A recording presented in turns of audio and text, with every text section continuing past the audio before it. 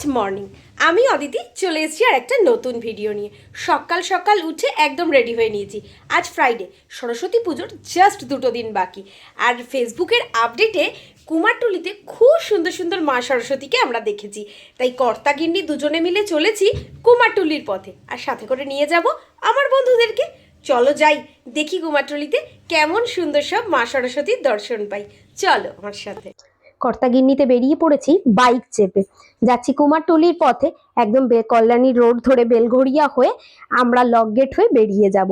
কারণ বাইকে গেলে একটু স্পিডেও হয়, আর খুব সরু সরু গলি ভিডিওতে দেখেছি, তাতে বাইক নিয়ে সুবিধেও হবে। অলমোস্ট প্রায় কুমারটুলির কাছেই আমরা পৌঁছে গেছি। চারোদিকে শুধু মা সরস্বতীর সমাগম, ছোট বড় প্রচুর ঠাকুর এখনো তৈরি হচ্ছে। আমি তো জীবনে ফার্স্ট টাইম কুমারটুলিতে, খুব ইচ্ছে ছিল দুর্গাপুজোয়, বাট আসা হয়ে ওঠেনি। দেখো আজকে চারদিক ঘুরে দেখছি, এখানে দেখেছিলাম বেনারসি পরা ছোট্ট ঠাকুর, বাট সেগুলো নাকি অনেক আগেই সেল হয়ে গেছে। প্রচুর বড় ঠাকুর দেখলাম যারা বেনারসি পরে রয়েছে। অপূর্ব লাগছে, চারদিকে তাকাতেই যেন চোখ আটকে যাচ্ছে। আমরাও নিয়ে নিয়েছি একটা ছোট্ট মতন ঠাকুর, সেটা তো কালকে যখন সরস্বতী পুজো বাড়িতে হবে সেটা তোমাদের সাথে শেয়ার করব। এছাড়াও এক ঝলক ঘুরিয়ে দেখিয়ে দিলাম কুমারটুলির সমস্ত ঠাকুরগুলোকে।